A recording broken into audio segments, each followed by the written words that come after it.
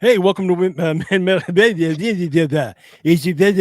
Jesus, Mary and Joseph. All It's right, been let's a try that day. again. Hey, it has been a day. Welcome to Midwest Prayer Talk Radio. I'm the G Man. That is Deb, and we have a guest with us tonight, Dan Harary. Huh? Got it right? That's right. Very good. Yay! See, see, I'm terrible with names. I could see your face and know you for the rest of my life and never know a name. Well, listen, when I met Meryl Streep, I shook her hand and I called her Carla. I was so nervous. So you're in good company.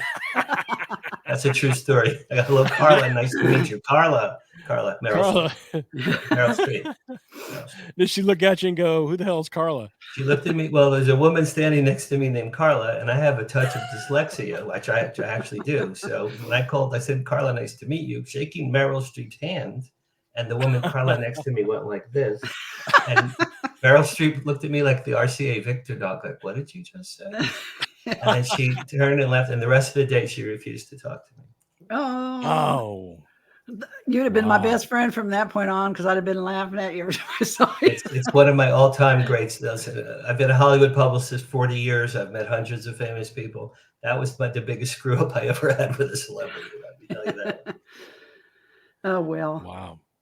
that's. Well, you know, I'm so happy you're here. I'm so glad to see Very you sweet. again. Very We sweet. have Yeah.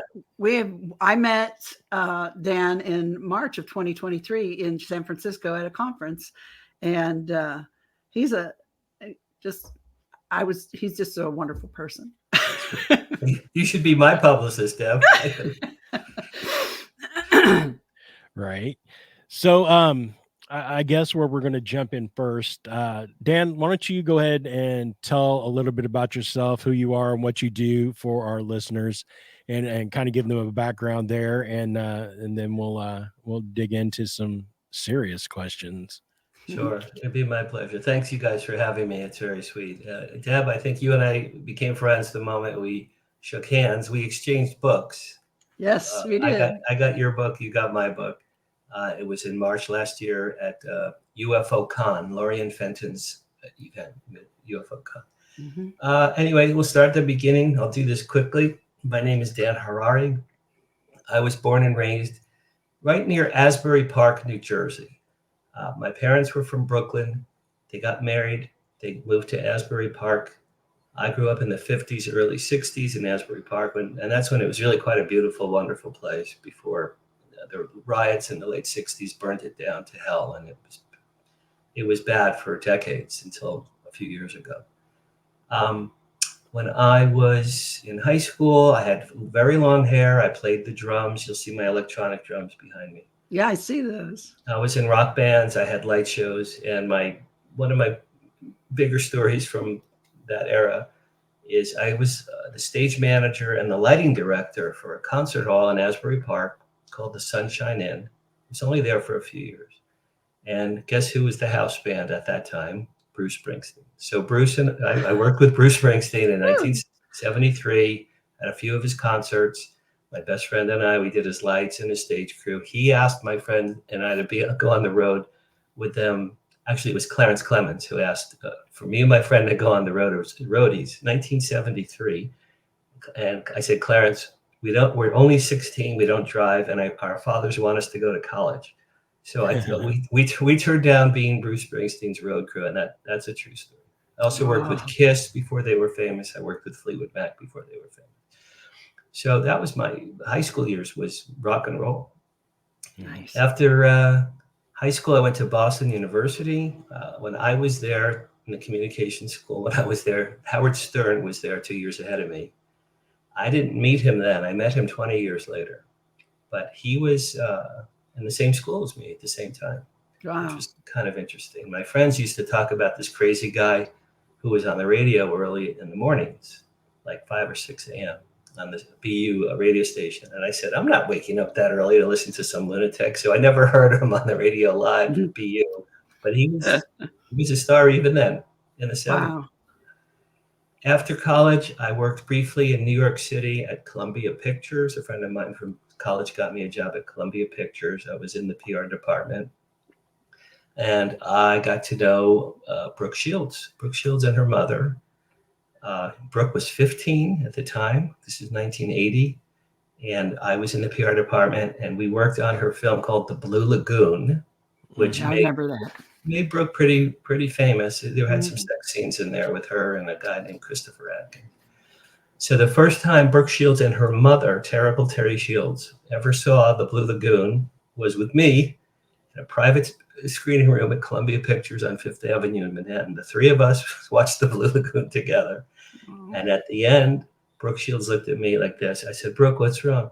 She goes, "Oh, I'm such a terrible actress."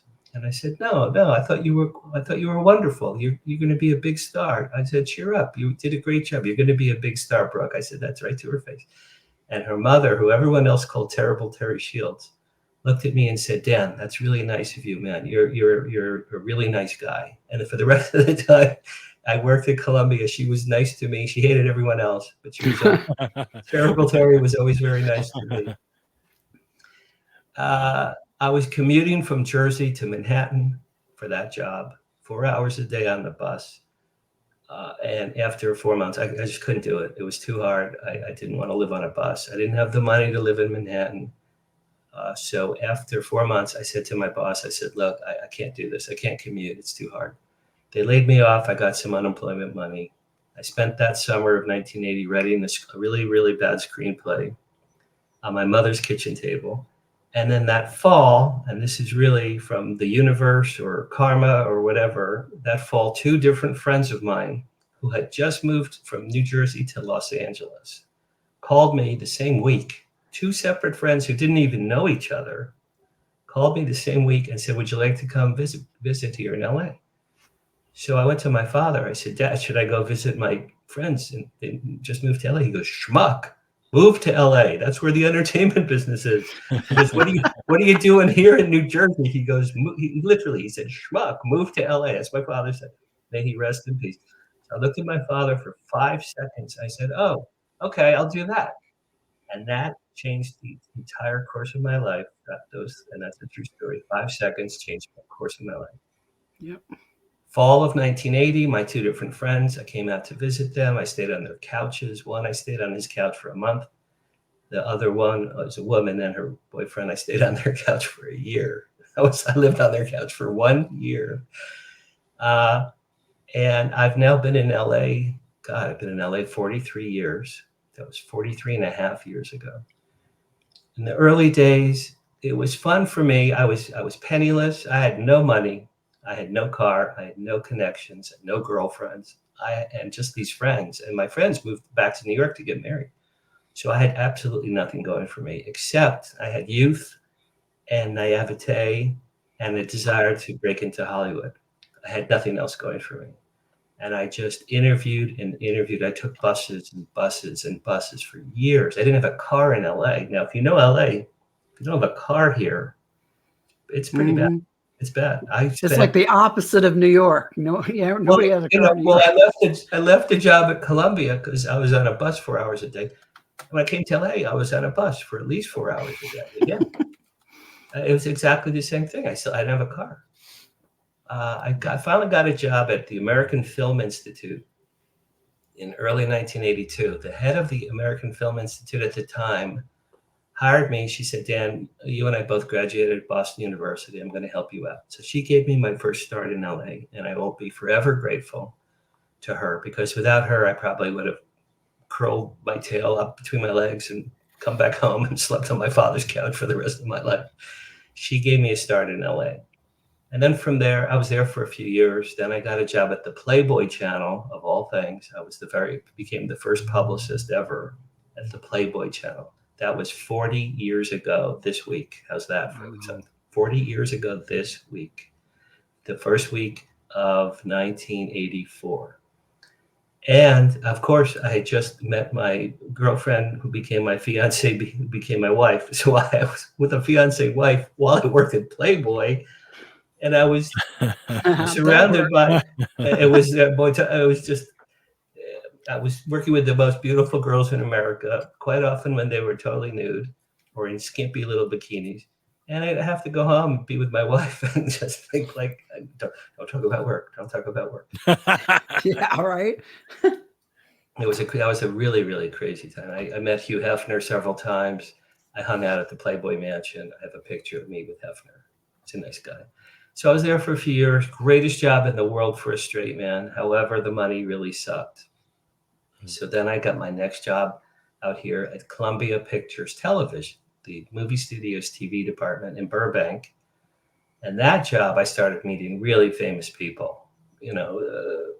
I became friends with Mickey Dolenz of the Monkees. He was my childhood hero. And you already know he was my childhood crush. We've had this conversation. Right. In 1966, I was 10. The Monkees came onto NBC, and I was absolutely enthralled by the Monkees.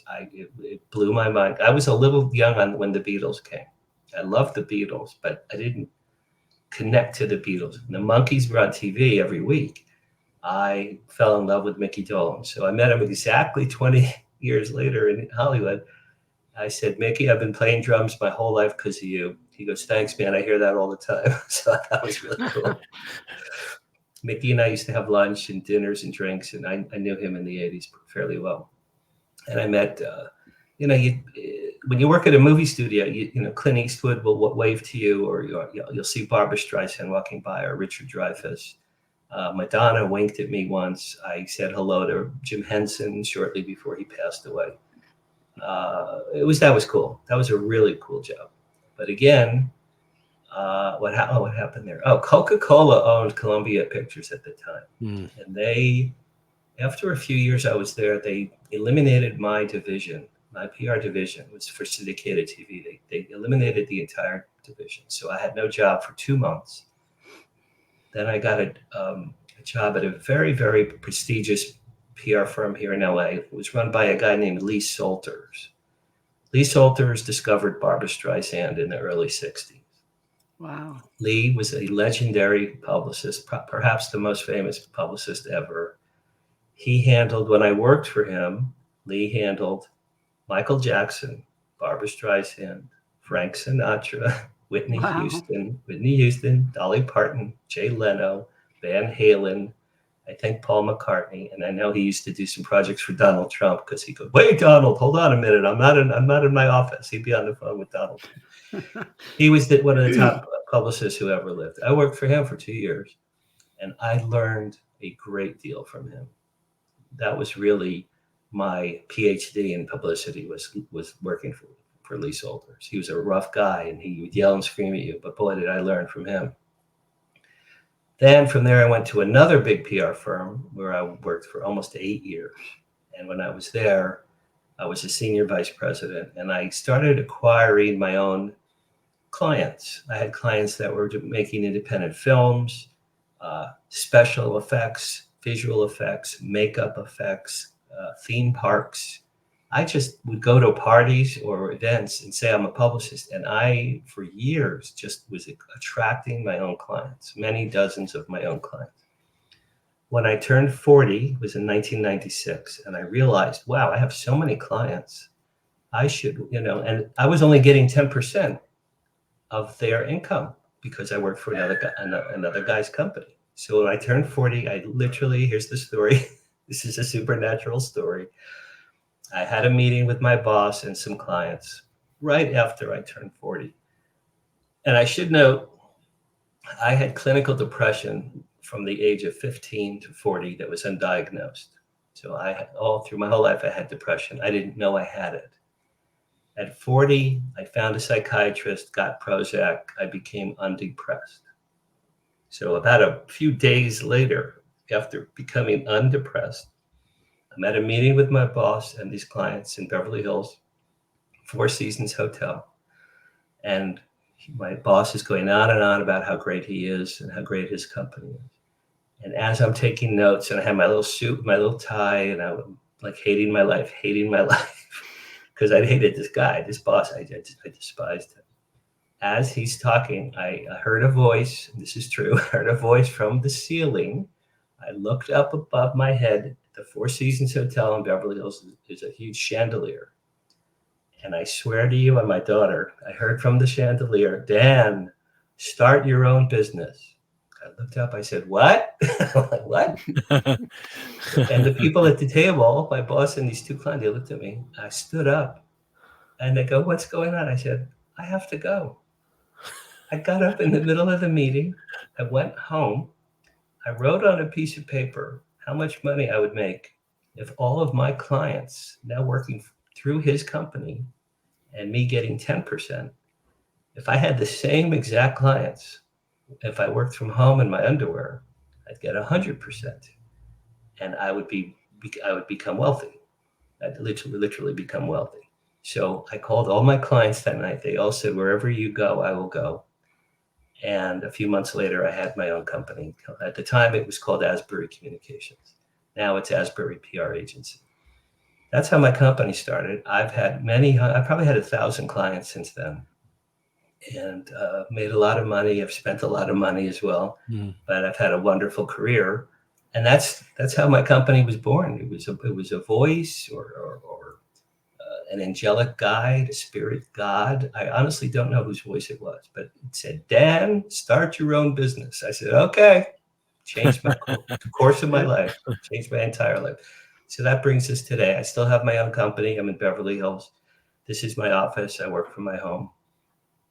And my biggest client these days is a very famous restaurant called Musso and Frank Grill in Hollywood. It's Hollywood's oldest restaurant. They're 105 years old. Charlie Chaplin put them on the map in the 1920s. And it's a family-owned business, and representing them has been the highlight of my career, because I've met so many people and had so many meals, and I've had so many martinis at Musso and Frank. You have no idea how many martinis. They pay me pretty much in martinis over there. So I'm still going. I'm 67. No interest in retiring, because I enjoy what I do. What an amazing journey you've been on. I know. I didn't realize it until last year. I wrote my first book called Flirting with Fame. It's that green poster behind me. My first book, Flirting with Fame, and the subtitle is A Hollywood Publicist Recalls 50 Years of Celebrity Close Encounters. So in there, I have my stories about Bruce Springsteen. I knew Jerry Seinfeld before he was famous. I told you I called Meryl Streep a Carla. Such a great story. I spent a day with Steven Spielberg. I spent 2 days with Dr. Ruth. She and I became pretty good friends. Dr. Ruth. I was in Hawaii with Gilligan and the Skipper for a TV show. I mean, I have a picture. Hell yeah. Of me. I have a picture of me and my mother with Mel Brooks, and it looks like I'm with my parents, because they both went to the same high school. And oh wow! They were talking for 20 minutes, and I have a picture of me, Mel Brooks, and my mother. I met everybody. I've met everyone. I have funny stories. They were all in Flirting with Fame. So that was my career book. That was the first book that I wrote. Right. Now the one I read, the book that you wrote that I read, it's called After They Came, and that was more. It's a science fiction book, right? Correct. But right. It's when I was reading it, and it's a fantastic book. It should be a movie. Thank you. And everyone should read it. I don't read a lot of books too. I mean, I don't see as well as I used to, so it's more of a hard for me to read. So something really has to keep me interested, to keep me wanting to go on. And it was just like one of those page turners. I couldn't stop. And but you could tell that you were the person who wrote this book had some inside or intimate experience with strange things. That's true. That's what struck me. And that was something that I wanted to talk to you about that today, how about your experiences. And I think in particular one you had with your father, and you were a child. Wasn't that like a catalyst for you? Yes, absolutely. So here's my shameless PR plug. Here's my book. It's a great book. Everybody should read this. And my friend Nick Pope, Nick Pope wrote it. Mm-hmm. He gave me the quote on the front: "A delightful tale of wonder and hope" by Nick Pope. Isn't that great? Yeah, it is. I love it so much. This is my book. It's on Amazon. It's available. You can buy it. My adventure into the UFO extraterrestrial world, as it is, began in March 1970. I was not yet 14. I was almost 14. My father picked me up one day from school, you guys, around 3 o'clock in the afternoon, and drove me home right near, again, in Asbury Park, New Jersey, right near Asbury. And we're driving home. It was a sunny afternoon. And I was in the passenger seat, obviously. And through the windshield of my father's car was a big, giant silver V, letter V, like Victor, flying craft. It was huge. It was very shiny. It was a V, and it was floating above my father's car. It was about 200 feet above my father's car. It was not moving. It made no noise. It had no propellers. It had no exhaust. It just was there. And I said, Dad, I'm in the car. Dad, stop the car. There's a UFO. Dad, stop the car. There's a UFO. Dad. He pulled over to the side. We got out of the car. We looked at this giant pyramid from Egypt above my father's car. I'm literally jumping up and down. I'm not even 14. Dad, look, a UFO. We're seeing a UFO. Dad, isn't this the greatest thing? Look, Dad, look. My father looked at it like he was looking at a head of lettuce at the supermarket. He was bored to tears. Absolutely no expression, no interest of any kind. He was bored. And I'll get to that because that's the key to this whole story. He looked at it like it was no big deal. We looked at it for a few minutes. Then he said to me, come on, kid, let's go home. Okay. And as we drove home, I remember it slowly started to move over my neighborhood, very, very slow. Get to my house. This is 1970. We had a rotary phone. Go and run into the kitchen. I called the Asbury Park Press newspaper on my rotary phone in the kitchen. Hi, this is Danny. I'm almost 14. I saw a UFO in the sky with my dad. I want to report it to the newspaper. And the lady goes, young man, we're getting hundreds of phone calls right now about this. I can't take your call. I don't have time. I'm really sorry, but we know all about it. Click. And she hung up on me. No story ever ran in the paper. No story ever ran. Now, there were no cell phones or video cams in March 1970, So no one captured it. Didn't run in the paper.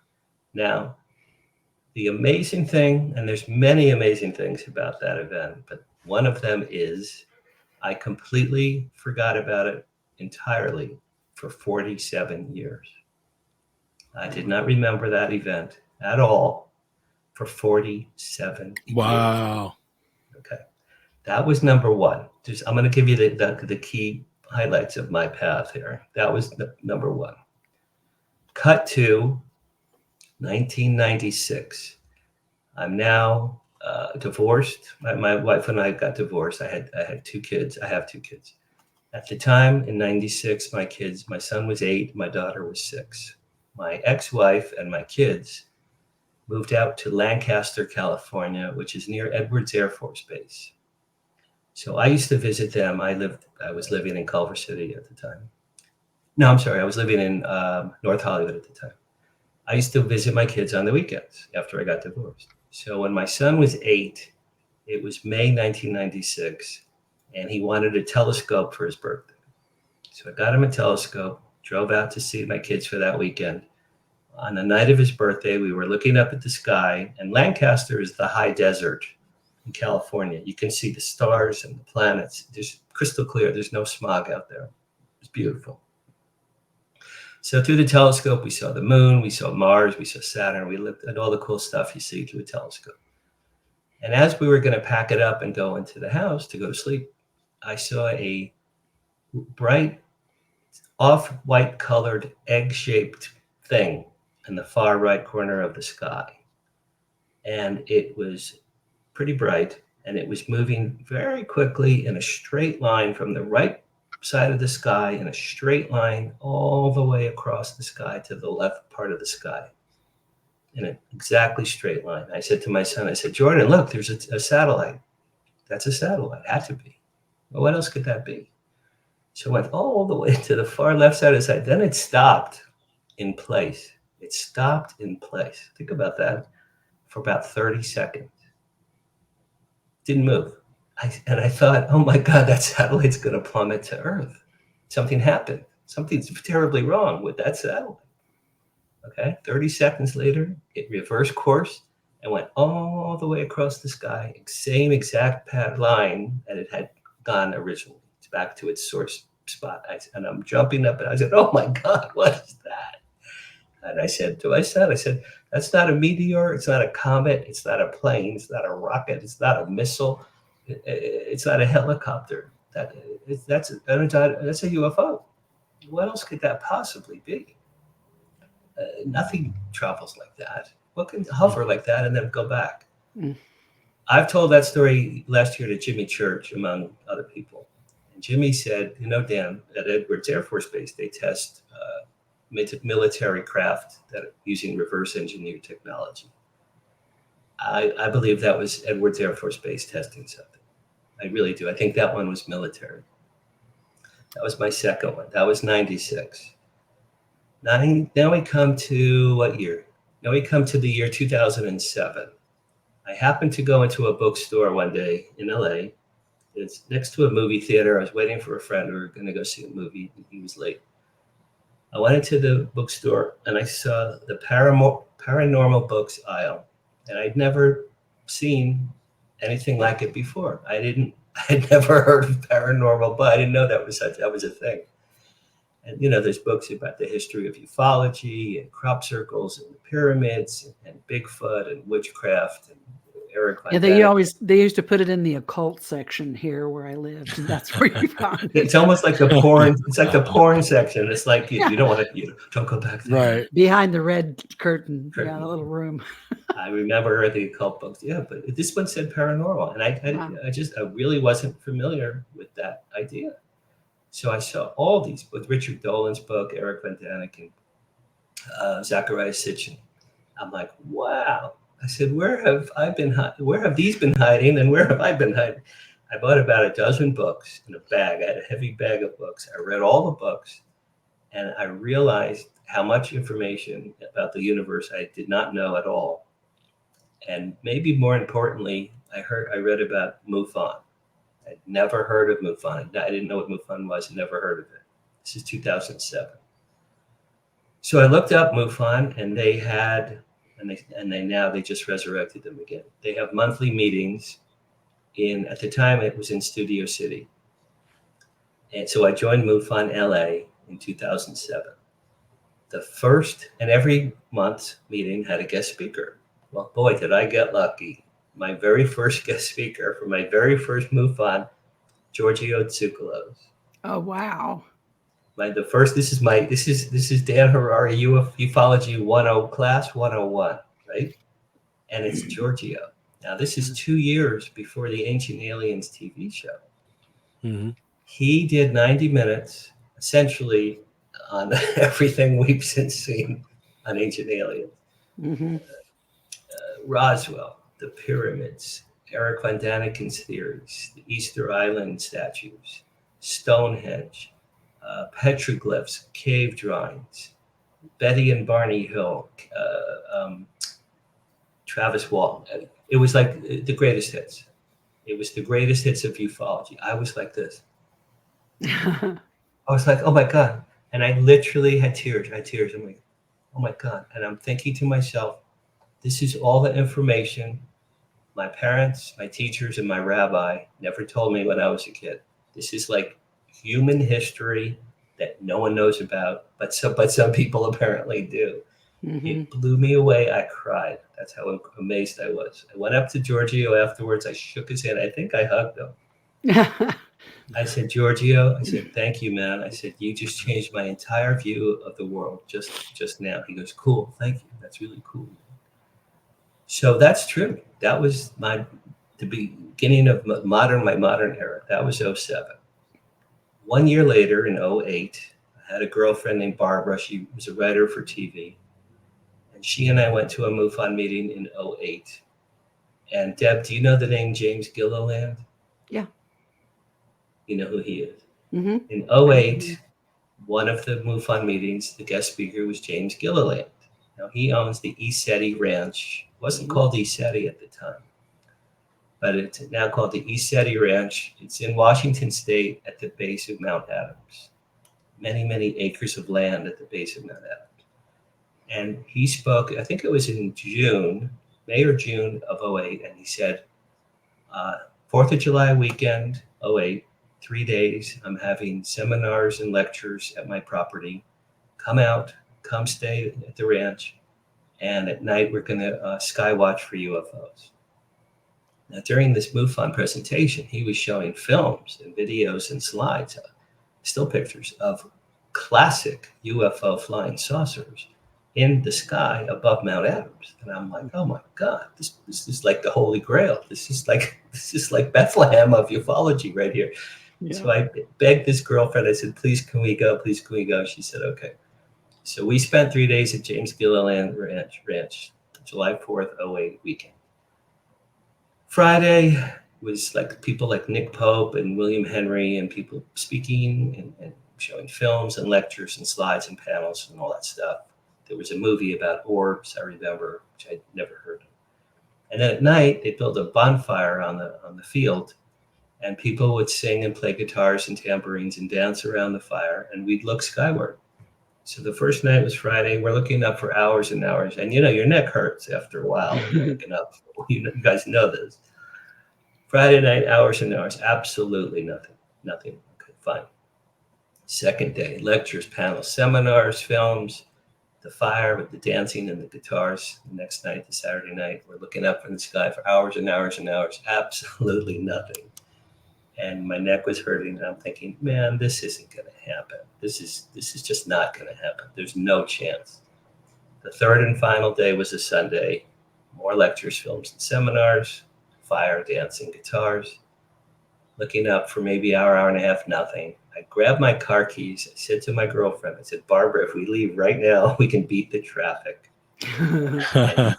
No sooner did I say those words.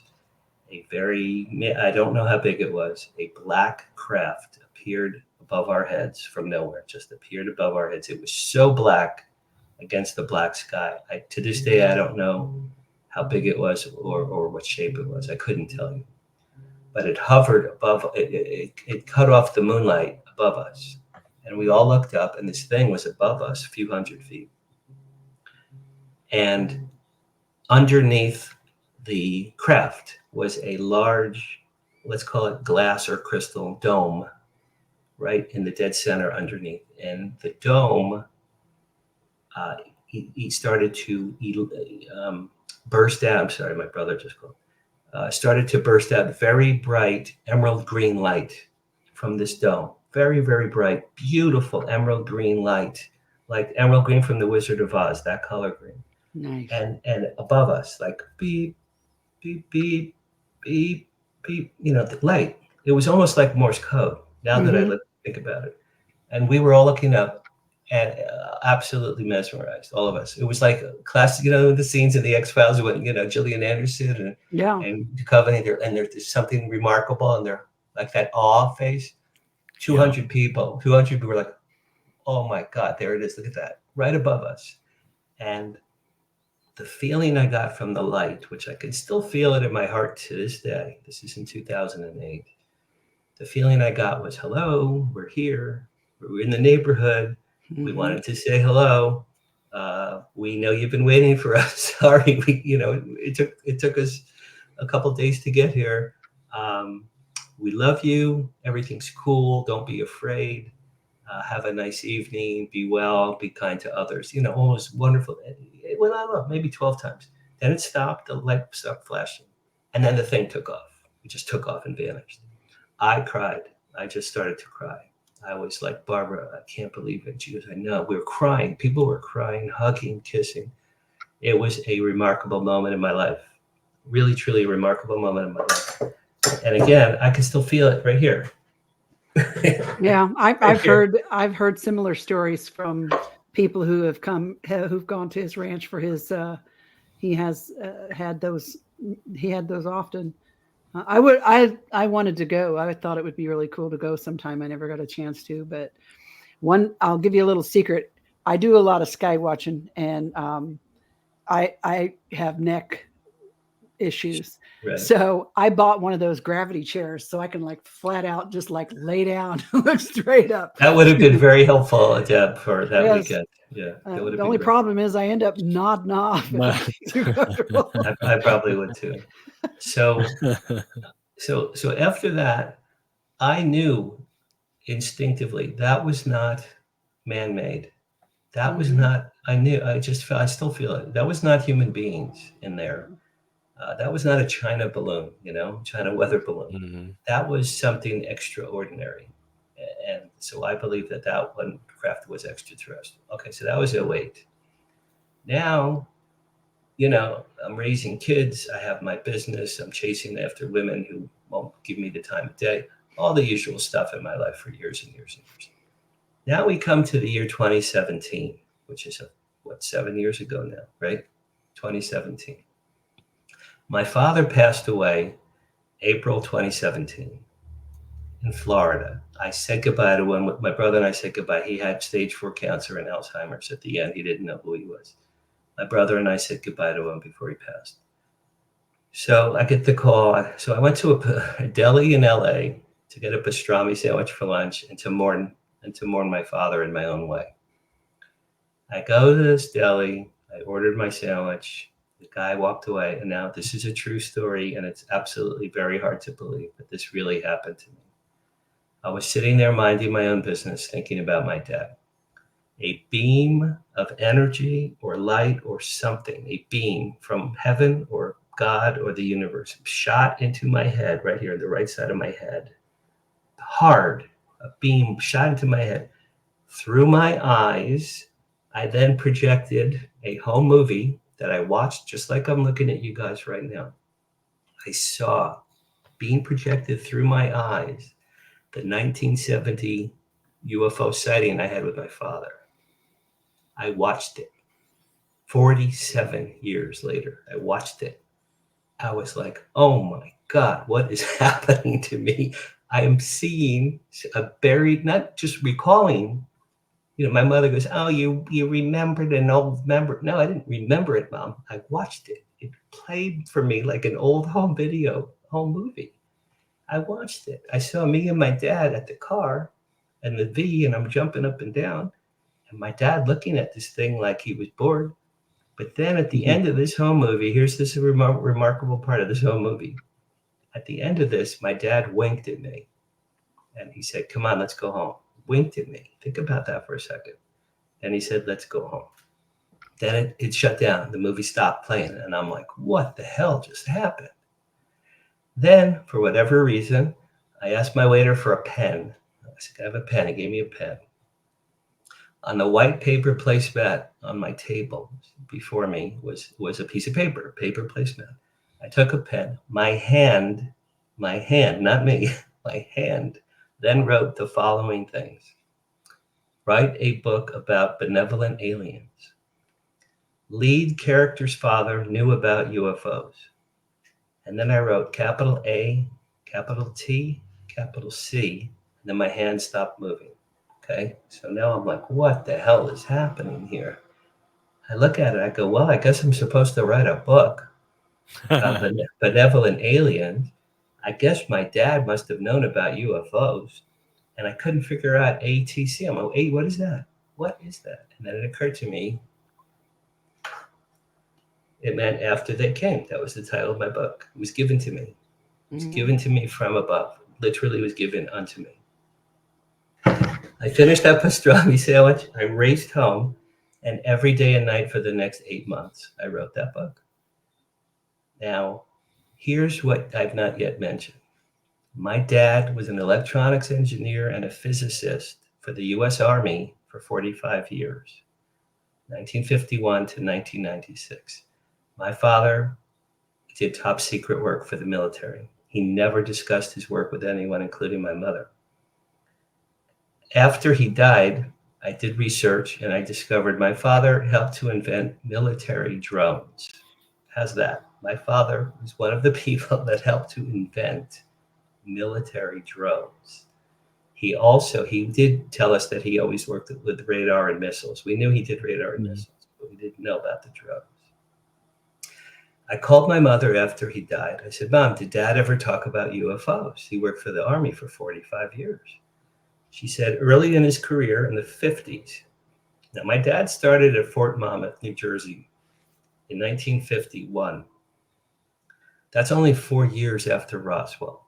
Think about that for a minute, right? Mhm. That's pretty close to Roswell. Yes. She said in the early 50s, they took my dad deep into the vaults at Fort Monmouth. I love this story. And they showed him something top secret. He came home. My mother said he was pale and sweating and shaking. My mother said, honey, what's wrong? He said, I saw something today at the fort I can never tell you or anyone about as long as I live. My mother said he was never the same after that day. And he never did. He never told anyone that whatever he saw that day to his dying day, he never did tell anybody what that was.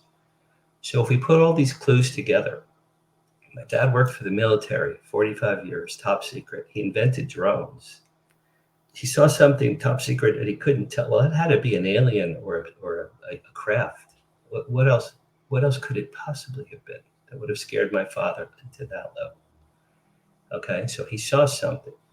He saw a UFO with me that any other person on the planet except my father would have been jumping up and down, either scared to death or thrilled to death.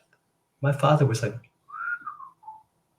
looking at his watch. He's like, oh yeah, we should go have dinner. I guess. No interest. He knew what that thing was. And the killer, he winked at me. My dad winked at me, right? So after he died, I realized that my father was involved with military drones, man-made military drones, created at Fort Monmouth using reverse engineered alien technology.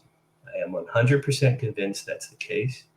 I believe that my dad from heaven, some people have said that maybe extraterrestrials sent me that message, that home movie. Steve Bassett, one of my best friends now, said, Dan, I think it was from ET. I said, no, I think it was from my father from heaven. My dad couldn't tell me his whole life what he did for a living. But 3 days after he died, my dad sent me a home movie from heaven that said, hey, Danny, I could never tell you my top secret work with UFOs, but I'm going to tell you from heaven. Here's the whole movie. Figure it out. So that was a gift. I believe my father gave me that as a gift after he passed away, that home movie. And that inspired the writing of my book. Nice. The book is great. And the thing I like about it is that, you know, you said it's been the aliens aren't nowadays. All you hear is, you know, everything is threatening and everything is scary and everybody's in danger. And in your book, it was not like that. Just like Nick said, it had hope in it. It was a delightful tale of wonder and hope. Yes, it was they were actually friendly, I guess, or cared about. Absolutely. Well, I wrote that out of just my imagination. Mm-hmm. And as I'm writing it, I'm like, why can't this is my book, right? I'm writing the book. So I'm the God, I'm the creator of the book. I can do whatever I want with the book. It's fiction. Right. And, so many, like you said, War of the Worlds, Independence Day. There's a famous Twilight Zone called To Serve Man. Oh, yeah, I just saw that the other day. Which is so great. I know, I've watched it recently too. So many classic Hollywood presentations are aliens coming to kill us or eat us or both. Mm-hmm. I'm like, you know what? Why can't they come and be nice? Now Trump had just become elected president. When I started writing this book, I'm like, we need some kindness in the world instead of everything so divisive. So I wrote my aliens are benevolent. The basic storyline is as follows. A man turns 70 years old in LA. He's a failed businessman in LA. He turns 70. He hates his job. He hates his life. His kids don't speak to him. He's unlucky in love. And all he wants to do is kill himself. He just has no interest in continuing his life. So on his 70th birthday, he drives out to Malibu, takes off his clothes, drinks vodka, takes pills, swims out to sea in the Pacific Ocean and drowns. Those are the first 10 pages of my book. Is the lead character drowns right off the bat. He's drowning. right? Deb, as you know, so as he's drowning, a huge UFO comes out of the Pacific Ocean, enormous craft that just be beyond human description.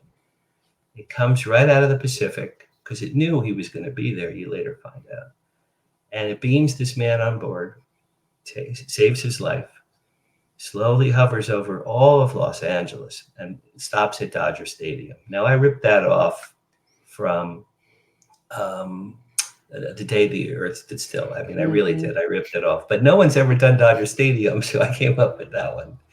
But it's the day the Earth stood still. It hovers over Dodger Stadium, and all the media go there, the army and the military and the police and ambulances and the sirens, because this huge thing from another world is now hovering above Dodger Stadium. Clearly, this is not man-made. 3 beams of light come down from the craft. A tall, 7-foot tall, beautiful man, long white hair, pale skin, sky blue eyes, magnificent, tall white Nordic alien. Then his daughter comes down, equally beautiful. And then they beam down this guy. Now, this guy's naked because he was swimming in the Pacific Ocean, drowning. So they beam him down. He's still dripping wet, like from Pacific Ocean water. And he beamed down. They all beam down, and they go, the aliens go, people of Earth, we are here. This is like the message I got from the green light, right? People of Earth, don't be afraid. We love you. We're here to protect you. We've been visiting your planet for hundreds of thousands of years. We decided now would be a good time for us to help solve your problems. And by the way, we just saved this guy's life. And this guy is important to us. We have a relationship with this man. He's important to us. This man will be our conduit here on planet Earth. If you want us and our technology to solve your problems, you have to go through this guy. You bring your problems to this guy, and we're going to meet with this guy once a month, ongoing for the next few years. And we are going to solve whatever problems we can solve for you. And then they leave. The aliens leave. Well, this guy is laying there naked on second base, and he's look up. He goes, "Oh, what the hell just happened to me?" And now he's the most. They bring him from there. They bring him to Washington D.C. He meets the president of the United States. I based the president on Oprah Winfrey. It's an African American woman in her 70s. I based it on Oprah Winfrey. Her name is President Tamika Winfield. It's Oprah Winfrey is the president in the movie. In the movie, Deb, it's Oprah Winfrey.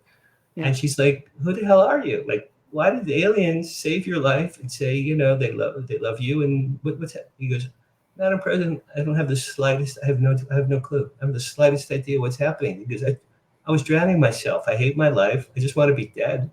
I wanted my life to be over. And now I'm with you, the President of the United States. It's still my 70th birthday. What's happening? The aliens alter this guy's life from utter crap. They bring it all the way. He wins the Nobel Peace Prize. He becomes a multimillionaire, world famous, the most beloved man on the planet. He and the aliens solve every problem: hunger, clean water, poverty, anger, prejudice. They eliminate guns. They eliminate nuclear weapons. They end war. They reverse climate change. They do I'm like, what are the problems? I wrote all the problems out, and then I said, how am I going to solve all of these? I solved every single problem. By the end of the book, he's the most famous man in the world. He's a hero. He's reunited with his children. He falls in love with this beautiful female doctor. They get married. They have kids. And it's a Wonderful Life meets Close Encounters meets Day the Earth Stood Still. That's my book. It's so, I don't know. It's one of those books where once I started, I couldn't stop because I wanted to know what the next thing was. And something in the back of my mind. Now I know, it's fiction and everything, but something felt so authentic to me in my soul about certain things that you talked about, that it felt like they were some of the messages that I was getting as I read the book and the stories felt like they were coming from somewhere else besides the book. You know what I'm saying? I felt like they were all possibilities, in some other reality or whatever. I don't know. I felt so, somehow it felt like, yeah, this is truth, more so than maybe what you would think on the surface in a lot of ways. You know what I mean? Has anybody else Yeah, ever said that to you? that's very sweet. And I wrote the characters that had life in the book, that had the most lines and the most things to do. I wrote them based on people I knew in real life. Mm-hmm. In the book, the lead character discovers his late father was a scientist who worked for the military, who was involved with UFO research and had even befriended an alien 50 years earlier. Mm-hmm. That was a tribute to my father, of course. That was when I wrote the lead character's dad. Well, that was my dad that I was writing. So I wrote a lot of the characters based on real people. The other stuff, Deb, maybe I challenge. What's the word? Channeled. Yeah. Because that automatic writing I did at the deli, I'd Mm-hmm. never done that before or since, ever. That in the whole movie, that never happened to me before or since. So I think if it wasn't my dad, listen, if it wasn't my dad, it could have been God. It could have Mm-hmm. been the ETs that spoke to me with the emerald green light years earlier. Something extraordinary Yes. gave me the book. I was almost I was like it was like a download. Yeah. I was given the book as a download, and then all I had to do was write it. But it took me 8 months. This is the story that somebody somewhere wanted to be told and wanted people to hear it. And I think it's like for certain people when they read it or hear it and hopefully see it in the movies one day, Well, I hope so. it I'm working on will, that. it will trigger something, like a Johnny Appleseed planting little seeds of hope everywhere. And my big thing was after I did the Observers, my ended the entire Observers movie documentary. My last word were "Don't be afraid." I don't know why, and I got down on my knees that morning before we filmed, and in the hotel room, I was so nervous, and I said, "Whoever put me here, whatever you brought me here for, please make come out of my mouth what you brought me here to say." Make the words come out of me that you need me to say. I'm the vessel here. Just help me. Because I was scared shitless, being in front of the camera and all the filming and all the stuff they did for the Observers documentary that was on Amazon Prime, I Wow. think. Yeah. And your response was, "I like pickles." No. Oh, okay. I do like pickles, but no. The last thing, the producer asked me a question, and he said, if there was one thing that I wanted to tell everyone out there listening that was like me, who had had experiences like me, what would that be? And that's when it just, like I had one of those moments like you had, and I opened my mouth and the words came out, "Don't be afraid." Well, And you were attuned, Deb, to something bigger. You were attuned to something larger because of your experiences earlier in your life. well, I think that you are as well. And I feel like even though that book is a work of fiction, there was a message in that book that was intended to come out, and then you were the one to bring it forward. I think it was a gift. It was a Yeah. gift given to me from above. It was literally from above, and Literally. because Yeah. I went to get a deli sandwich and think about how where am I going to spread my father's ashes, because my stepmother was mailing me my father's ashes. I had to find a place to sprinkle my dad. I did not go to the deli to write a UFO book. Now, here's what's interesting. So I wrote the book in 2018. It took me a while to write it. I then shopped it around to agents, publishers, and movie producers for years and years and years. Oh, sounds good. Can't help you. Sounds good. Can't help nothing. I got hundreds. I got so many. I have a pile of rejections. Absolutely nothing. So I thought, well, I wrote this book. It was given to me from above. Nothing will ever happen. No one will ever see it. In 2021, late 2021, I heard about a company called Genius Books in Milwaukee, of all places. A friend told me about it. I wrote to them. They said, yeah, send it over. We'll take a look. I sent it to them. They go, yeah, this is a cute little story. We'll publish it. I go, really? You're going to publish my book? That's unbelievable. That's fantastic. No, I'm sorry, late 2022 it was. So it came out in March 2023, it got published. Now that month, I went to Alien Con in Pasadena to promote it. I had a stand there, and there I met Nick Pope. I met Giorgio again. I met Eric Von Daniken. I met Paul Hynek. I met George Knapp. I met Jeremy Corbell. I met a million people. David Childress. I met everybody there, and I gave them all copies of my book. And then, Deb, a few weeks later is when I met you at UFO Con San Francisco. Now, I met two other people there who are still in my life. Ella LeBain. Do you know Ella LeBain? Ella LeBain was at a table across from your table. Okay. She is a biblical scholar. She has a six book series called Who's Who in the Cosmic Zoo. And she has been analyzing the Bible for references to gods, ETs, angels, demons, spirits, all these things. She's put together a whole history of who God really is and who the ETs really are. Each book is the size of a phone book. I'm reading book 1 right now. Wow. It's a 6-book series. The other person I met, Deb, who was next to my table, is a guy named Mark Glenn Moore. Mark is a lifelong experiencer. He's about 55. I gave him my book when we met there. He was there to talk about how he'd been getting abducted by Pleiadians since the age of 5. He's now 55. So for 50 years, every so often, he has been getting abducted by Pleiadians. And he says they're beautiful, magnificent, tall whites, men and women. They put him and others on a ship. Every time it's always the same people. And they put them in a huge classroom, like with a huge blackboard. And they're teaching him and the others how to be kind to human beings, how to treat the earth properly, all messages of love, hope, and peace.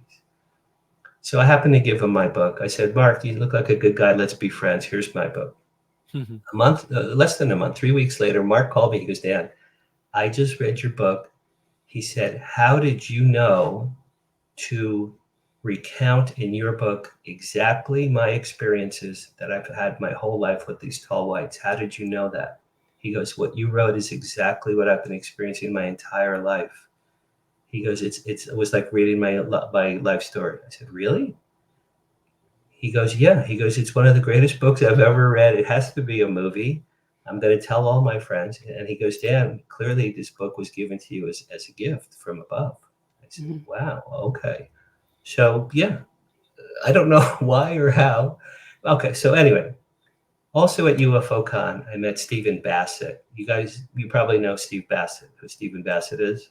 I know. I know the name, and I've probably met him a couple times, but I don't know him well. Okay, so Steve Bassett he and Stephen Greer, the two Stevens, are the top disclosure advocates in the United States. Mm-hmm. Steve Bassett has been working for Disclosure in Washington, D.C. since 1996. Before that, he worked with Dr. John Mack. He was an apprentice with Dr. John Mack, which is a whole nother story. So Stephen has been advocating for disclosure by the president and the U.S. Congress since 1996. I met him the same weekend I met you. I gave him my book, I gave him my card. I said, if you're ever in LA, let's have lunch. So he called me a few months later. We met in LA, we had lunch. He said, Dan, what can we do together? And I looked at him, and out of the blue, this is another download, I guess. Out of the blue, I said, let's create the Hollywood Disclosure Alliance. I didn't even know what it was, Deb. I made up those words. I said, let's create the Hollywood Disclosure. He goes, yeah, let's do that. We shook hands. That was June 1st. On November 1st of last year, we launched the Hollywood Disclosure Alliance in Hollywood. I'm the chairman. Stephen is the executive director. We have 100 members around the world, including you, Deb. You remember? Yes, I am. And we are putting together, we are putting together Hollywood producers, directors, writers, and performers with UAP and UFO ET experiencers, researchers, and advocates. Stephen is an advocate. You're an experiencer. And we're putting them together so that they can talk amongst themselves. And we're going to start having monthly meetings in March, live meetings, so they can all talk amongst themselves about how to further their experiences, their real life experiences in film, TV, documentaries, and literature. And also how we can all work together to move disclosure forward with the president and Congress, the Senate, and the House of Representatives. It's been it was my idea. I came out of the clear blue sky. I am now the chairman of the HDA. I get emails every day from around the world. We have 100 people. 10 of them, I think, are from international. And this book gave me the Hollywood Disclosure Alliance. It led to that. Clearly, I was meant to do that. I have Dee Wallace, my friend, the mother from E.T. She's on there. Thomas Jane is a movie star. He's on our board of directors. Nick Pope just joined our board of directors today. Richard Dolan is a member. Jason Martell is a member. Chase Klutsky, Dr. Lynn Katai. Kathy Martin, Betty and Barney Hill's niece. You probably know her, Deb, right? I know. Yeah, I know Kathy pretty good. Yeah, so Kathy's a member as well. Good. It's just a remarkable thing. The other thing I'd like to say is today Thursday? Yeah. It is Thursday. Okay, so a week from not right now, but a week from tonight, 1 week from tonight, I am launching my own podcast, which is another gift I got from my book. It's a week from tonight. It's called Live from Hollywood. It's Paranormal Tonight. I'm the host. It will be the same background you see now, but I'll have party lights, so it'll be funkier and more mysterious. But it's the same set background. And Margie Kay, who owns the KUNX, the UNX network in St. Louis, Missouri, she was kind enough to offer me a podcast. And she said she's always wanted to do something that was from Hollywood. And I said, well, I'm the perfect guy to do it. So my first guest will be Dee Wallace from ET, and then Steve Bassett, and I have Nick Pope, I have Richard Dolan, I have Thomas Jane, I have Paul Hynek, I have all kinds of people lined up. It'll be every Thursday night, 10 to 11 p.m. Pacific, live for 1 hour. And so between the book and the HDA and my podcast, all these things, and all my new friends like you, Deb, I mean, all the hundreds of friends I've made since I wrote the book, all these things were a gift. And I'd like to say it was a gift from my dad. I think my dad gave me a gift right after he passed. And he said, here you go, take the ball, kid. That's awesome. Right. Now, I want to digress in the conversation a little bit, because you said you found the library full of paranormal books. What was your take from that, as far as, what was the knowledge that you got from those books? What questions did it bring up to you? Kind of where are you at on that, I guess? Sure. I'd say, Greg, the big picture was I had a very linear education, my parents were fairly religious Jews when I was a little kid. So I went to Hebrew school. I went to Sunday school. I had a bar mitzvah. We had a very strict rabbi. We learned a lot from rabbi. We went to public school, of course. Went to Boston University College. Everything was very, very linear. Nothing remotely supernatural, paranormal, or extraordinary. Not even close.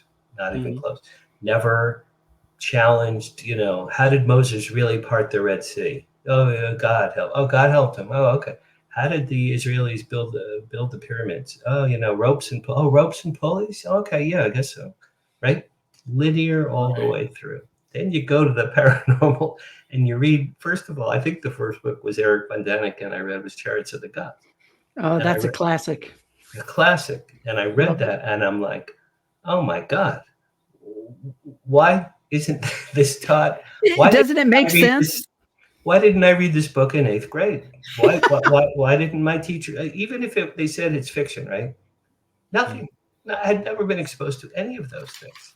And then you dig deeper, Betty and Barney Hill's abduction, and you read Richard Dolan, how the military and the government have been covering everything up since the 30s and the 40s.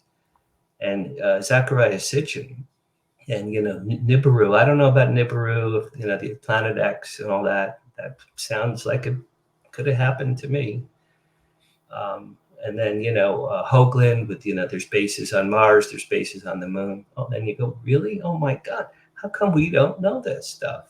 How come no one is teaching this up? And then Ancient Aliens came on TV. I believe it was 2009. Well, when that show came, it was like, holy S word. Here it is.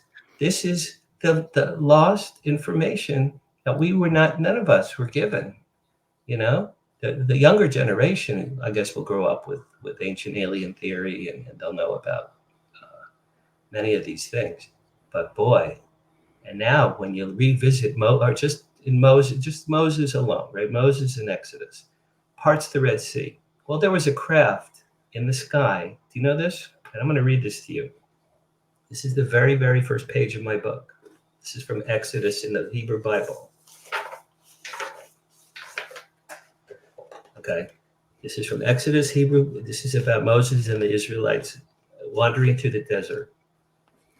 The Lord went before the Israelites by day in a pillar of cloud to lead them along the way, and by night in a pillar of fire to give them light, that they might travel by day and by night.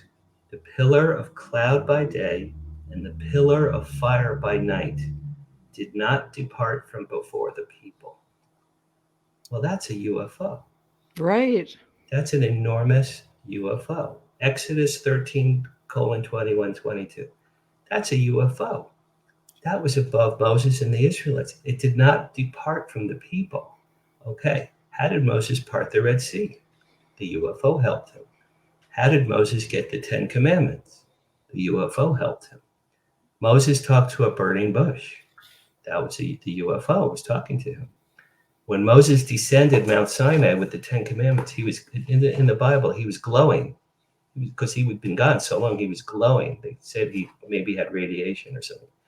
He was on board a UFO on a craft. It explains so much. It explains so many things, and that's just Moses. Then you get to Jesus. Well, then your mind can really explode, because if Jesus was the Son of God, and God is by definition extraterrestrial, Jesus at the minimum is half extraterrestrial just by definition, if he's the Son of God. So you get to Jesus and his miracles. Well, okay. Then you get to Ezekiel and his dream, the wheel within the wheel. And he was taken aboard and shown the future and shown the universe, and they brought him back down, and he was telling everyone, hey, I traveled. The book of Enoch talks about Enoch was taken and shown the universe by extraterrestrials.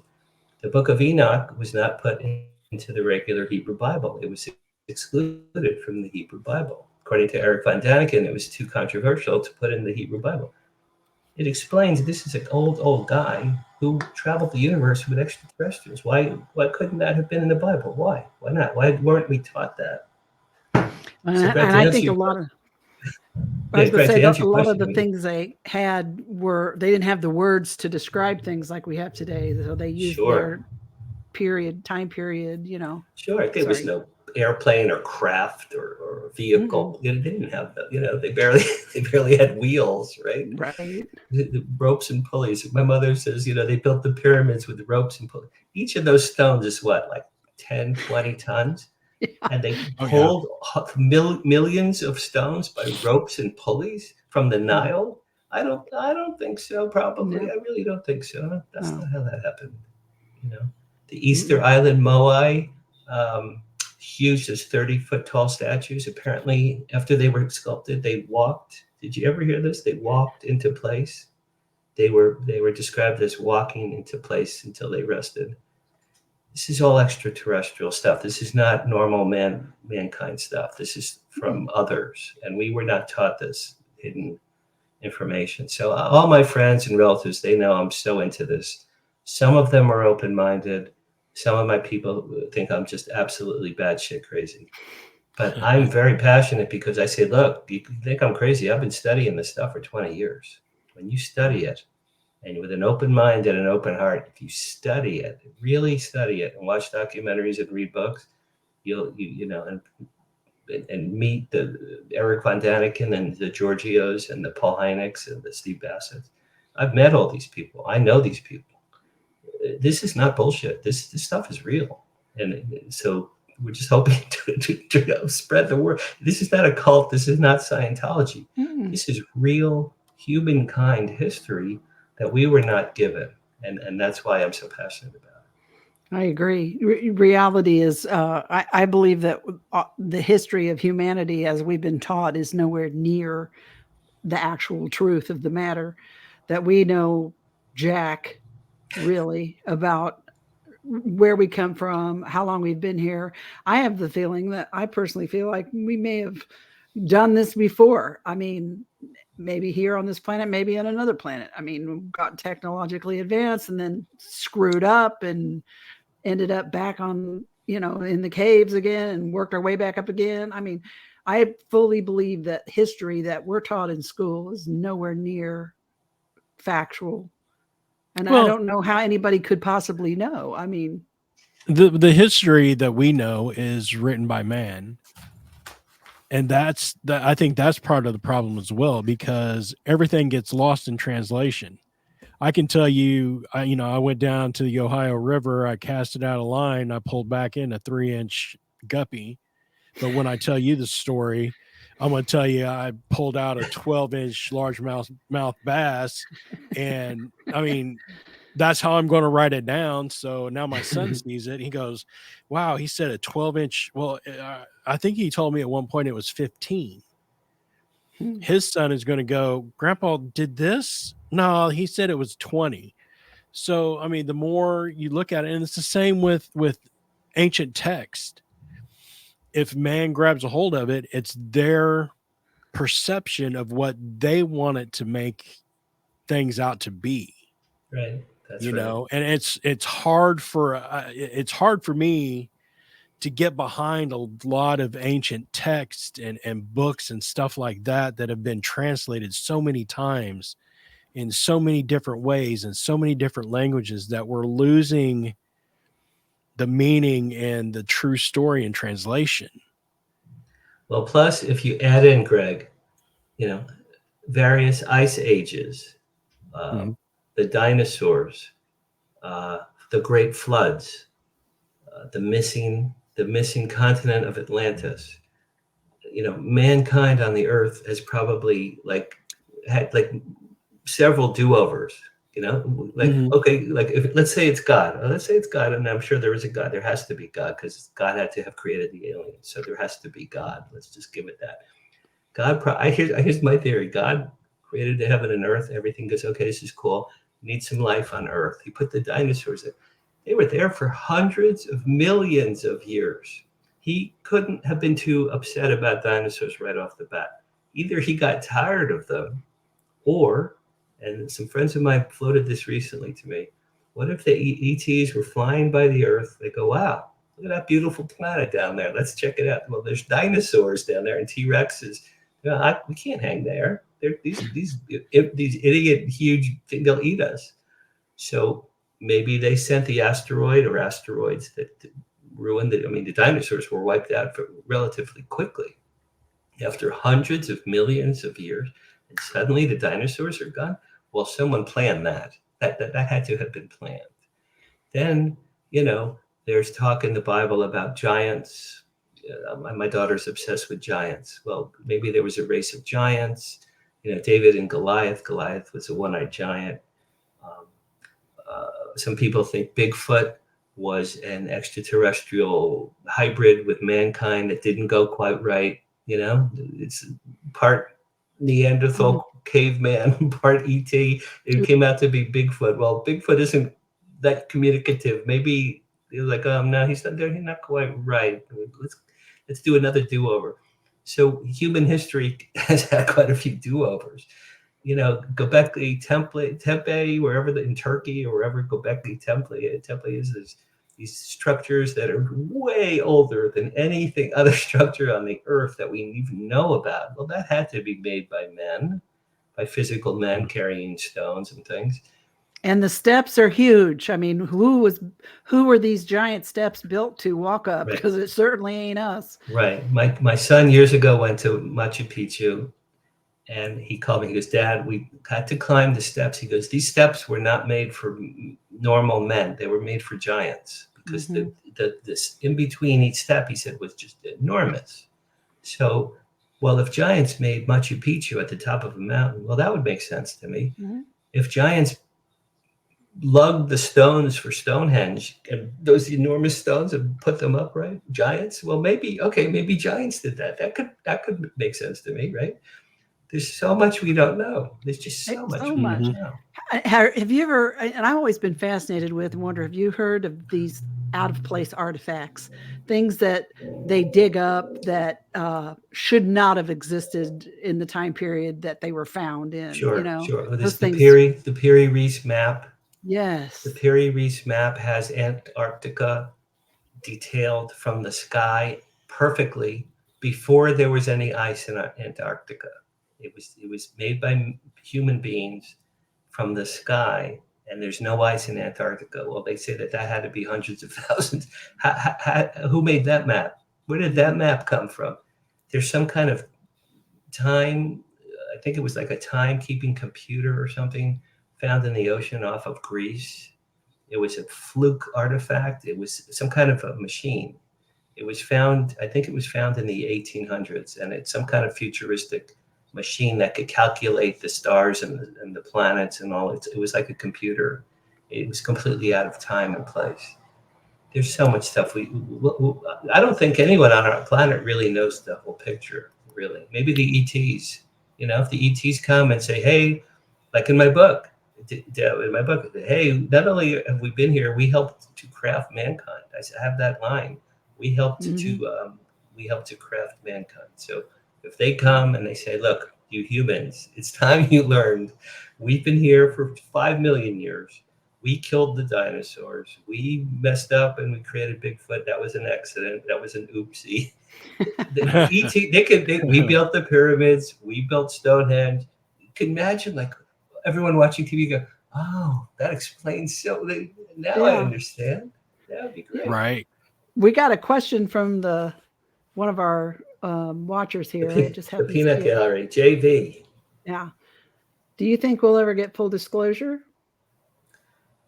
JV, I have friends in Washington, D.C., Stephen Bassett and Danny Sheehan. Danny Sheehan is a very, very famous attorney, and they're both on the board of directors of my alliance. And they are working with Chuck Schumer and with Tim Burchett in the House of Representatives, so that this year there are more hearings in the House and in the Senate, and to encourage more whistleblowers to come forward to protect them from imprisonment or having the IRS, take their money or them losing their pensions. I think the reason my dad never told anyone, Deb, his secrets was my dad couldn't wait to retire and get his pension. In those days, the World War II era people that worked for the government, they were not going to jeopardize their pension. There was no chance of that. My dad was sworn to secrecy his whole career, and he never told me, my brothers, or my mother, not one word. He was not going to screw up his pension. So anyway, my group is called Hollywood Disclosure Alliance. Many people in my group, Richard Dolan certainly, people are working toward the prospect of disclosure. What is disclosure as described by the ufology world? Disclosure is President Biden, or God forbid, Orange Jesus, President Trump again. God forbid. The Orange Jesus. Whoever's president goes on TV and says, ladies and gentlemen, we have something to tell you. Its time has come. We want you to know extraterrestrials exist. They've been existing for a very long time. We know all about them. We have relationships with them. It was top secret for military and security reasons, but they've asked us to share this information with you now. That day will be Disclosure Day number 2, D-Day number 2. And JV, I'm 67. I hope I live to see it. My mother's 89. My mother hopes to see disclosure. So it could happen this year. We're getting closer. Dave Grush moved the ball forward. Leslie Kean and Ralph Blumenthal, when they wrote the New York Times article in 2017, front page New York Times, that the government is studying UFOs still, that opened the modern day floodgates. And again, I think 2024 could be the year of disclosure. So I'm hopeful. Oh, I'm hopeful too. The Hollywood Alliance Disclosure Project. What kind of things are you guys doing in particular to help things along? I mean, well, like I mentioned earlier, Steve Bassett and Danny Sheehan are both on the board. And they've been meeting with Chuck Schumer and Tim Burchett and other House of Representative people. What's his name? Marco Rubio. Other people in Washington. They're both based in Washington, Danny and Steve Bassett. They meet and they are encouraging our senators and our representatives, keep holding hearings, move the ball forward, have these hearings televised for the world so we can all see them. And they're pushing and pushing disclosure forward. It needs to come through Washington, D.C. Let's face it, disclosures, unless they land in Dodger Stadium, like in my book, or in the White House lawn or Times Square on New Year's Eve, unless they do something like that, it's going to take, it's the U.S. government's going to be the leader. Because if we say, yeah, they're here, then the Prime Minister of England will say, yeah, okay, we had to wait for America. They went first. Yes, of course we know.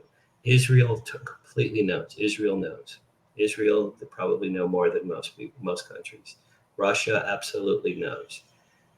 The key powerhouse countries in the world know. The Vatican a few years ago said, if extraterrestrials are real, God made them as well, and we welcome them to Earth. Okay, the Vatican. Yeah, that's like its own country. So okay, the Vatican said, if they're real, we welcome them, and God made them, and we're all brothers under God. Mm-hmm. Why would the Vatican have said that? Yeah. President Reagan in the 80s gave a talk at the UN, and he said, I often wonder what would happen if all the countries of the world were exposed to a threat from out of this world. Wouldn't we all come together and fight off that same alien threat? Reagan said that out loud. Yeah, he did say that. I heard him. Reagan knew. Reagan absolutely knew. Mm-hmm. So some of our presidents have known. There's clips of Jimmy Kimmel interviewing Hillary Clinton, Bill Clinton, and Barack Obama. They're all on YouTube.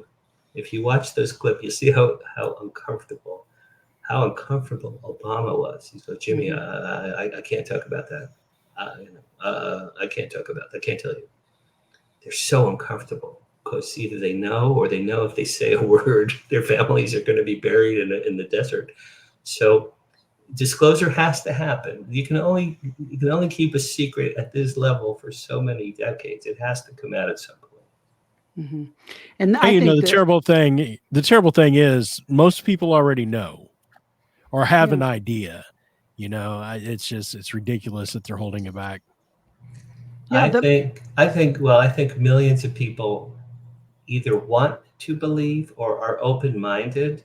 I mean, people like Art. So the three of us. Well, we know that this stuff is, at least some of the stuff is real. I mean, we know it in our hearts. We've studied it. Deb experienced it. I saw 3 UFOs. Some of us know it's real. I think millions either want it to be real or absolutely are open-minded to it. And then there's a lot of people, man, who are going to go, oh, that's bullshit. There's no alien. There's no aliens. My mother used to say, Danny, it's enough with the aliens already. It's enough. There's no aliens. It's enough with the aliens. Now I've since turned her and she knows the truth. But it's going to take some real concrete evidence, demonstrations. I hope they land in Dodger Stadium during a game, and they use the dialogue. And they say Dan Harary wrote in his book, and he gave us the dialogue. We're here, and we love you, and we're here to help you. Yeah, having been in the public eye over this whole thing for probably 40 years now, I can say that from my own personal perspective, attitudes have changed quite a bit. And I do see a shift in the general population regarding the attitude about this whole thing. So I think that we are much closer to something changing than we were definitely 40 years ago. So I agree. Did you watch the Dave Grush hearing? yes, I did. All right. So Dave Grush and the two other guys, they're like, we saw craft that are not from this world. Right. We know of bodies that are non-human. They never said the word alien. They never said the words extraterrestrial. They said non-human, non-human pilots. That's what they called them. Non-human pilots and off-world craft. Yep. And I live in LA. The next day in the LA Times, it was on page 26. David Grush's testimony was on page 26, buried. The front page was probably something Orange Jesus had for breakfast that morning. Yeah, people was like, oh, and the government said aliens exist, and people were like, okay, whatever. Yeah. How is that not the biggest story in the world the next I day? know. How is that even? Oh yeah, well yeah, that's his opinion. Yeah, that's his show. Well, show us the proof. Well, the thing is, he told Congress. Many people said, "Do you have proof?" He said to them, "Bring me into a skiff. A skiff is a private meeting room in the Capitol building. It's just called a skiff. Bring me into a skiff, Marco Rubio or Tim Burchett. Bring me in. I'll tell you a lot of cool stuff, but I can't tell you on national TV. You know, Exactly. they'll kill my family." Yeah. And Tim Burchett has told Steve Bassett, my partner, that Tim Burchett tried to get skiffs for Grush, and the military would not let him get his private skiff. Okay, so what's that? What's that? Right. The military is still controlling this message still. Yeah, and I think they like to control. And on the flip side, I was shortly after that aired on television, like a week or so, I was in my doctor's office, and I'm in Indiana, in the middle of nowhere, right? Hillbilly heaven. And I'm sitting in the doctor's office waiting to go in, and I hear the gals in the office talking, and one of them is actually showing the other girls the video clip of Grosh talking in the hearings. And she's like, are you hearing what he's saying? He's saying the aliens are real. He said he saw bodies. And they're like, yeah. And I could hear the other girls going, really? Is that what he said? Yeah. And she'd play it over again. And they're like, oh my God. And she's like, I'm telling you, this stuff is real. And I never would have thought that I would be in my doctor's office in the middle of Indiana and ever in a million years hear something like that. And so that little things like that kind of make me feel like, yeah, we're getting somewhere, you know. I think so. Yeah. It's like we're like turtles. We're turtles. We're hurtling toward the finish line, but we're turtles. We're inching forward very slowly. But every year since 2017, you know, when the New York Times came out, every year since then, it's been inching forward. Do you think the government has kept it a secret so long for fear of a mass panic? JV, that's a great question. My theory is, and we go back to 1930, oh God, what year was it? 1938 or 39, when Orson Welles did the War of the Worlds broadcast on Halloween in the late 30s. And it scared the shit out of America. And many people, thousands of people were scared because they thought Martians had landed in New Jersey. I think it was 1938, I believe it was. And some people apparently had heart attacks. Roswell crash happened in 47. That's only 8 or 9 years after War of the Worlds. President Truman was the president. Roswell crash happened. They announced Roswell crash happened with a press release from Roswell, New Mexico. And that press release ran all over the world. It says, Army recovers disc.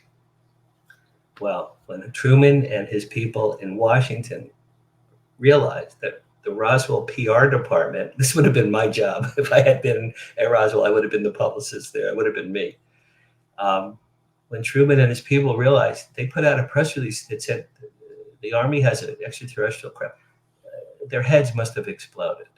The yelling and the screaming must have been unbelievable. And the Roswell PR people got a call from Washington. How dare you announce this? Retract it immediately. do a press conference, say it was a weather balloon, retract it. They retracted it the next day. And it was like, oopsie, sorry, it was a weather balloon. We really blew that one. And from that day till today, it was Truman and his majestic 12 people. It went to Eisenhower. I believe JFK knew. I believe Lyndon Johnson. I believe Nixon knew. And once we get to Ford, I'm not sure. I know Reagan knew. I know Bush Sr. knew. Trump, I've heard that he was told. But not every president is read in fully. And they're going to keep this. I don't think it's for fear of mass panic. I think when Truman did it, it was. But now it's more like trying to get the advanced technology for weapons that are more powerful than Russia, China, or North Korea or Iran have. And also, if the aliens give us their free energy technology, there goes oil, coal, gas, and nuclear energy. It all goes away. Now think about all the oil billionaires and oil oligarchs all over the world. If we don't need oil anymore, if cars didn't need oil anymore because the aliens gave us something free, it changes the global economy overnight. And powerful people in positions of authority, they're not going to let that happen anytime soon. Hey, I'm all for that. I'm just saying. Mm-hmm. Enough of this oil crap. I gotta go get an oil change tomorrow. Speaking of oil, right? Those sons right. Jiffy So Lube, Dan, how dare you? right, yeah. So Dan, I wanted to ask you. You have a couple books coming out here pretty soon, right?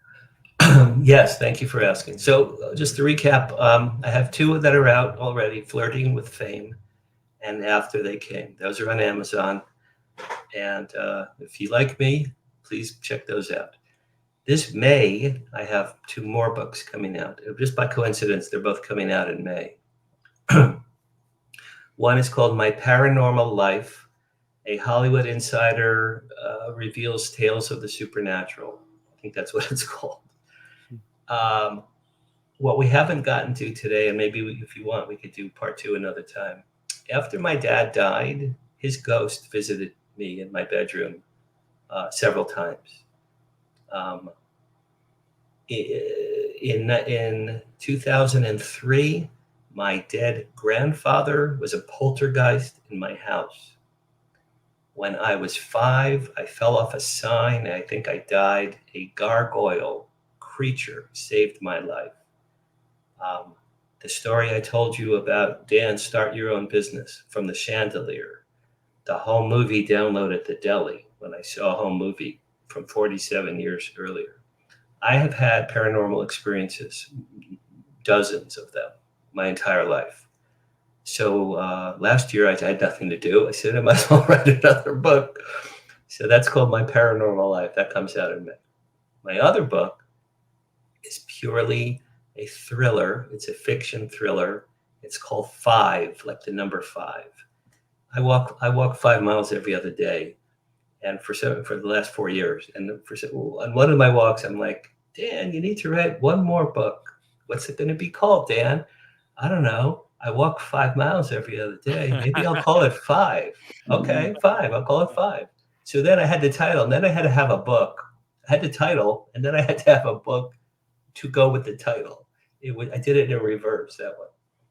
And the basic premise is, I was thinking, one of the walks, I was thinking, what if Bruce Springsteen had been was a mass murderer and like nobody knew, like the biggest pop star in the world, and nobody knew he was a mess. I'm like, what a great premise. So the premise for 5 is, in 1870s Europe, there's a guy who becomes a mass murderer, and he kills 5 women. His name is Fievel. His nickname is 5. His nickname is 5. That's where 5 is. And he kills 5 women in the 1870s Europe. Okay, fine. Then he dies. And then 100 years later, he's reincarnated in 1970s America.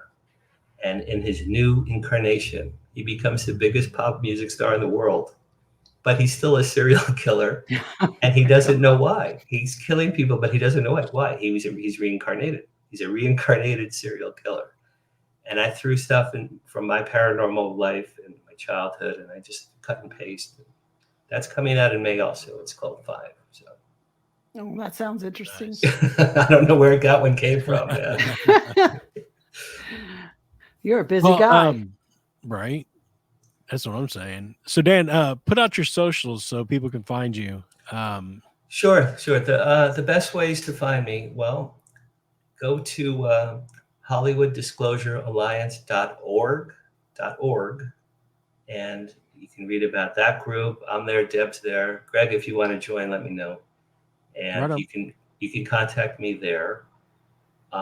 My books that exist, again, Flirting with Fame and After They Came, those are both on Amazon. I have an Amazon author page. Probably the best way is danharariauthor.com.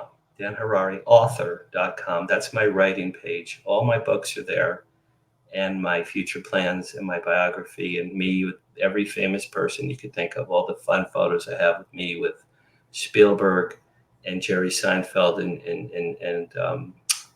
Mel Brooks and Steve Allen and Sid Caesar and all those wonderful things. That's all there. So danharariauthor.com is probably the easiest way to go. Right on. So look, we're coming down to about an hour and 40 minutes.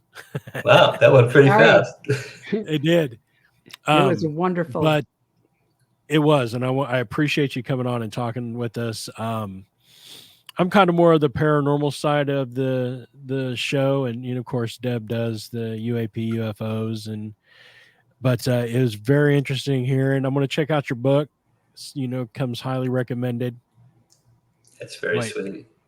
And let me have me back on in May, and then we can promote my Paranormal Life book. Yeah, definitely. I want to hear more about the paranormal stories that you have. Yeah, that's always been more prominent in my life throughout. The UFO stuff was more extraordinary, right? But the paranormal stuff, it's been like I've heard. The last time, it's a sad story, but the last time I saw my dad with my brother, we hugged him goodbye in Florida at a parking lot. We had dinner with him and his wife. They drove off. My brother walked to the rental car. I watched my dad wave bye-bye like a little kid. He had no brain left. And as they pulled away, and I swear to you, I heard a voice out loud, a voice in my right ear. It's always my right ear. It said, "Dan, you'll never see your dad alive again." So I turned around. I thought it was my brother. My brother was in a rental car. There was no one behind me. "You'll never see your dad alive again." And that was just like I just said it just now. I fell to my knees sobbing. I never did see my dad again. He passed away a few weeks later. So I've had voices like that every once in a decade. Just was a statement of fact. They'll say something in my ear. When I was 10, I was watching the Monkees. "Danny, play the drums." "Really? Okay, I guess I'll play the drums." Drums altered the course of my life. Drums led to rock and roll, led to Boston University, led to Hollywood, led to my entire career. Drums started everything when I was 10. Danny, play the drums. That was a voice I heard. So if there are guides or angelic guides or spirit guides or God or whatever it is, but I believe in that stuff because it's been happening to me my whole life. Same with me as well. And you, I don't know if you read it in my book, but I've had a lady's voice come and tell me things. Do you ever figure out who it was? Mm-mm. That's the hard part because people ask me who it is. I don't know. Yes. It's me. You're the lady's voice, Greg. She said a lady's voice. I'm the lady's voice. Like when I was in the middle, when I was getting divorced from my second husband, and I had met my third husband, but I didn't know that I had met my third husband. I didn't know that's who he was. But when I was driving home from trying to get my second husband to sign the divorce papers, driving back to my mom's, and the woman's voice said to me, "Carl, you've got to hurry up, Carl." I did. I read your book. Yeah, that was in your book. I remember. Yeah, and it turns out that my late husband, who I knew as K.O., I knew him for 10 years, and I had no idea that the K stood for Carl. I did read that. So yeah, I can totally relate to you. I mean, I'm on the UFO side of this whole NPR thing, but in actuality, I have as much bank in the paranormal part as I do the UFO part. It's just been a big blend in my entire life. So I really feel that I want to hear more about it. Deb, that's something else you and I have in common. I know we have a lot of things in common.